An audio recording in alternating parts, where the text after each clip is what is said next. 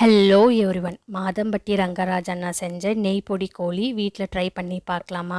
கண்டிப்பாக இந்த ரெசிபி நீங்களும் ட்ரை பண்ணி பாருங்கள். ட்ரை பண்ணி பார்த்துட்டு எப்படி இருந்துச்சுன்னு கமெண்ட் பண்ணுங்கள். இந்த நெய் பொடி கோழி செய்யும் போதே பாதி சிக்கனுக்கு மேலே காலி ஆகிடுங்க. அவ்வளோ டேஸ்ட்டாக இருந்தது. வெறும் சிக்கனே சாப்பிட்றதுக்கு அவ்வளோ நல்லா இருந்துச்சு. வாங்க எப்படி செய்யலான்னு பார்க்கலாமா? இன்றைக்கி நான் 1/2 kg சிக்கன் எடுத்திருக்கேன். குட்டி குட்டி பீஸாக கட் பண்ணி எடுத்திருக்கேன். 1 ஸ்பூன் இஞ்சி பூண்டு பேஸ்ட், ஒரு முட்டை கண்டிப்பாக சேர்த்துக்கோங்க, அப்போ தான் ஜூஸியாக இருக்கும். 1/2 ஸ்பூன் கடலை மாவு, 1 ஸ்பூன் அரிசி மாவு, 1 ஸ்பூன் மைதா மாவு, 1 ஸ்பூன் காஷ்மீரி சில்லி, 1/2 ஸ்பூன் கொத்தமல்லி தூள், 1/2 ஸ்பூன் ஜீரகத்தூள், 1/2 லெமன் ஜூஸ் கண்டிப்பாக சேர்த்துக்கோங்க, அப்போ தான் அந்த எக்கோட ஸ்மெல் இல்லாமல் இருக்கும். தேவையான அளவு உப்பு சேர்த்துட்டு நல்லா மிக்ஸ் பண்ணிக்கோங்க. இந்த மசாலாலாம் நல்லா சிக்கனில் கோட்டாகி வரணும். ஒரு 1/2 அன் ஹவர் ஊற வச்சுட்டு நல்லா பொரித்து எடுக்கலாம்.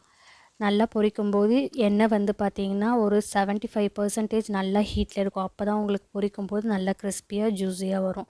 பொரிக்கும் போதே பாதி சிக்கனுக்கு மேலே காலி ஆகிடுச்சு. இப்போ நெய்ப்பொடி கோழி மசாலா செய்கிறதுக்கு ஒரு பேனில் எண்ணெய் சேர்த்துட்டு வெங்காயம், தக்காளி பழம், ஒரு வெங்காயம் 2 தக்காளி பழம், 1 ஸ்பூன் மிளகாய்த்தூள், 1/2 ஸ்பூன் தனியாத்தூள், 1/2 ஸ்பூன் ஜீரகத்தூள் தேவையான அளவுக்கு சேர்த்து நல்லா வதக்கிக்கலாம். ஒரு தக்காளி தொக்காட்டம் கிடைக்கும், அதை எடுத்து வச்சுக்கலாம். திரும்பியும் ஒரு பேனில் எண்ணெய், ஒரு வெங்காயம் சேர்த்துட்டு வதக்கக்கூடாது, கலரும் சேஞ்ச் ஆகக்கூடாது. பச்சை மிளகா, கருவேப்பிலை அதுவும் சேர்த்து லைட்டாக கண்ணாடி படம் வர வரைக்கும் லைட்டாக வதக்கிக்கோங்க. வதங்கினதுக்கப்புறம் நம்ம தக்காளி தொக்கு ஒன்று செஞ்சு வச்சுருந்தோம் இல்லையா, அதுவும் இதில் சேர்த்துட்டு நல்லா மிக்ஸ் பண்ணிக்கோங்க. இந்த தக்காளி தொக்கில் ஆல்ரெடி உப்பு இருக்கும், ஸோ உப்பு மட்டும் பார்த்து நீங்கள் சேர்த்துக்கோங்க. லைட்டாக வதக்கிக்கோங்க. இந்த மசாலாலாம் நல்லா வெங்காயத்தில் கோட் ஆகி வந்ததுக்கப்புறம் நம்ம பொரிச்சு வச்சுருந்த சிக்கன் இருக்கு இல்லையா, அதுவும் இதில் சேர்த்துக்கோங்க. நான் இன்றைக்கி ஒரு 150 கிராம் அளவுக்கு தான் சிக்கன் சேர்த்துருக்கேன், அதுக்கு தான் அளவு சொல்லியிருக்கேன் நெய்ப்பொடி கோழி மசாலாவுக்கு. அதுவும் சேர்த்து நல்லா மிக்ஸ் பண்ணிக்கோங்க. அந்த மசாலாலாம் சிக்கனை நல்லா கோட்டாகி வரணும். சிம்லேயே வச்சு பண்ணுங்கள்.